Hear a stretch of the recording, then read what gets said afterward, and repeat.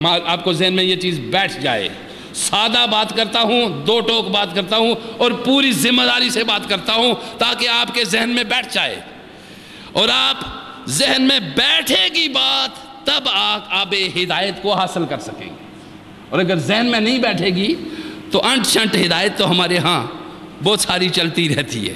تو آپ نے دیکھا معجزہ اللہ کی قدرت جس کا اظہار وہ نبی اور رسول سے کرتا ہے، اور معجزہ ایسا ہوتا ہے کہ اس نبی کے زمانے میں اس جیسا کام اس کی امت میں سے کوئی اور نہ کر سکے۔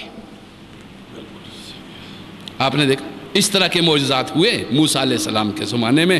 آپ نے دیکھا موسیٰ علیہ السلام کا عصا معجزہ تھا، لیکن یہ ایک حقیقت تھی، لوگ اس کو جادو سمجھتے تھے، اور بعض طبعی طاقتیں وہ ایک جادو کے ذریعے انہوں نے سامنے مقابلہ کرنا چاہا موسیٰ علیہ السلام کا، اور آپ نے سنا ہوا قرآن کے اندر کہ موسیٰ فرعون کے جادوگروں نے موسیٰ علیہ السلام کے سامنے مقابلہ کیا، اپنی رسیاں پھینکی زمین پہ اور وہ سانپ بن گئی۔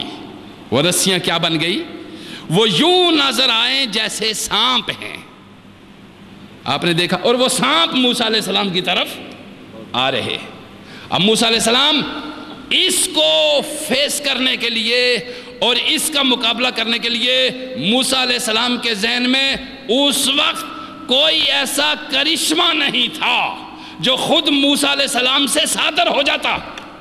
این موسیٰ علیہ السلام کو اللہ نے حکم دیا، موسیٰ یہ اپنا عصا پھینک دو زمین پہ۔ اس وقت تک موسیٰ علیہ السلام گھرے ہوئے تھے سانپوں کے درمیان، گھبرائے ہوئے تھے، سہمے ہوئے تھے، ڈرے ہوئے تھے۔ آپ نے دیکھا، غور کرو، سنو، سمجھو اس بات کو۔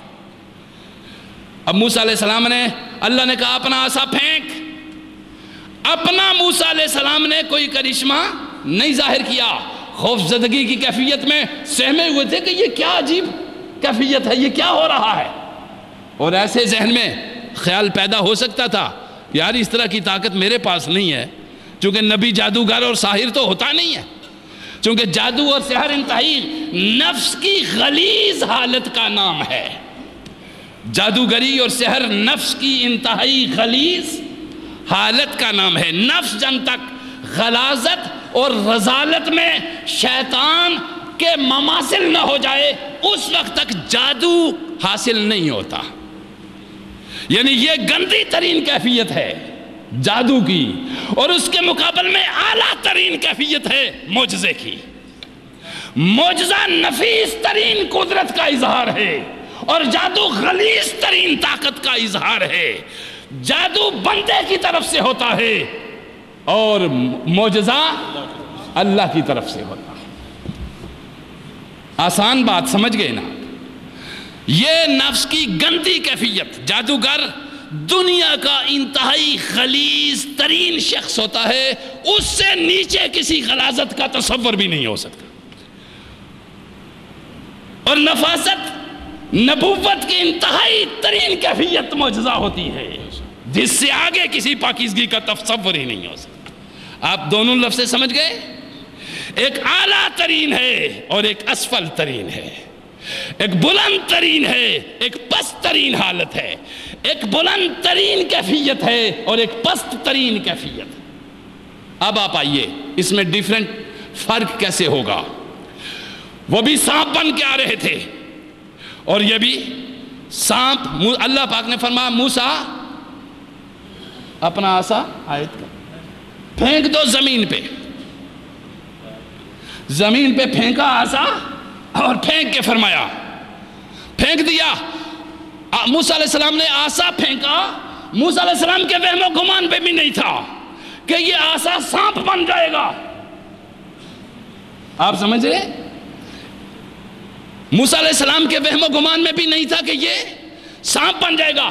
سانپ بن گیا اژدہا اور نگل گیا سارے ان سانپوں کو جو جادوگروں نے پھینکے تھے۔ اب وہ جب سارے جادو سانپوں کو نگل کے موسیٰ علیہ السلام کی طرف مڑا، قرآن کہتا ہے موسیٰ علیہ السلام خوف زدہ ہو گئے۔ موسیٰ علیہ السلام پھر ڈر گئے، یہ آ رہا ہے۔ اللہ پاک نے فرمایا موسیٰ لا تخف، ڈر نہیں، ہاتھ بڑا پکڑ لے، وہاں ہوگا تو یزدہ رہے گا، تیرے ہاتھ میں آئے گا تو یہ عصا بن جائے گا، یہ یہاں پہ بھی آئے گا۔ دشمن کے لیے یہ سانپ ہے اور تیرے لیے یہ چھڑی ہے، تیرے لیے یہ عصا ہے۔ دشمن جب اس کو دیکھے گا وہ خوف زدہ ہو جائے گا۔ اب فرق جادو میں اور معجزے میں کیا ہوا؟ وہ بھی سانپ بنے، یہ بھی سانپ ہی کی کیفیت ہوئی۔ اس سے فرق یہ ہے کہ وہ جادوگر تھے، وہ اپنے سانپوں سے نہیں ڈرے چونکہ خود انہوں نے اس کو تیار کیا تھا۔ موسیٰ ڈر گئے اس لیے کہ یہ موسیٰ کی خود کاریگری نہیں تھی، یہ خدا کی قدرت تھی۔ یہ موسیٰ علیہ السلام کا کوئی خود شعبدہ نہیں تھا، یہ اللہ کی کیا تھی؟ قدرت تھی۔ اور معجزہ اللہ کی قدرت ہوا کرتی ہے، اور جادو انسان کے نفس کی خباثت ہوا کرتی ہے۔ جادو جو خود کرتا ہے وہ خود اس جادو سے متاثر، وہ جادو کرنے والے کو وہ رسیاں ہی نظر آتی ہیں مگر دوسرے کو وہ سانپ نظر آتی ہیں۔ مگر نبوت یہ ہے یہ چونکہ نبی کے اختیار میں بھی نہیں ہوتا، لہذا نبی خود بھی اس سے متاثر ہوتا ہے، کائنات بھی اس سے متاثر ہوتی ہے۔ اب آپ سمجھ گئے میری بات؟ معجزے سے نبی خود بھی، معجزہ نبی کے ادراک سے بھی بالا تر چیز ہے۔ میرے لفظ یاد رکھیے، معجزہ نبی کے فہم و ادراک سے بھی، معجزہ کہتے ہی اسے ہیں جو انسانی فہم میں، انسانی ادراک میں، انسانی سوچ میں آ نہ سکے، اس سے بالا تر ہو۔ اس کو کیا کہتے ہیں؟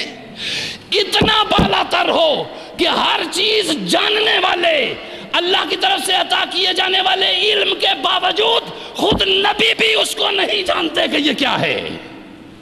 معلوم کیا ہوا کہ نبی خود بھی اپنے معجزے پہ قادر نہیں ہوتا، قدرت اللہ کی ہوتی ہے، نبی سے اس کا اظہار ہوتا ہے۔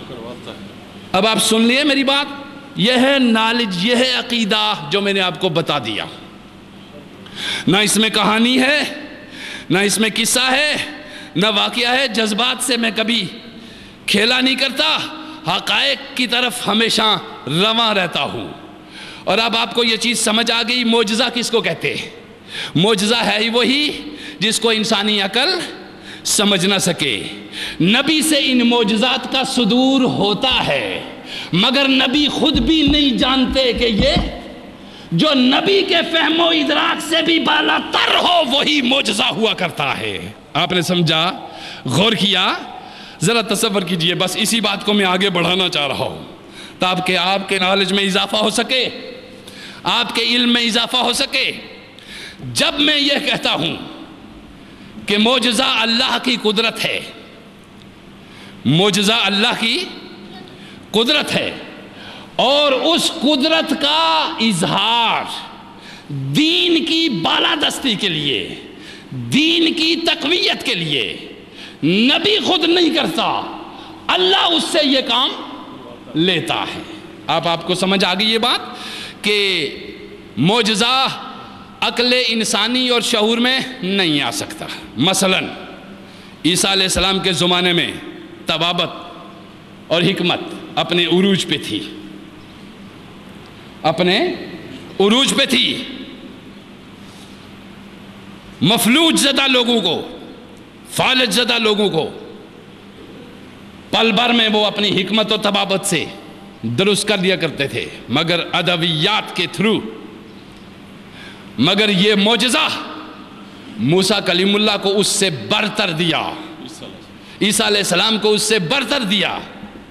آپ نے دیکھا عیسیٰ علیہ السلام بیماری کو دعا سے درست کرنا یہ الگ بات تھی، مگر مردے کو زندہ کرنا یہ اس سے بالا تر بات تھی۔ عیسیٰ علیہ السلام کو مردوں کو زندہ کرنے کا معجزہ پروردگار عالم نے عطا فرمایا، اور جب مردے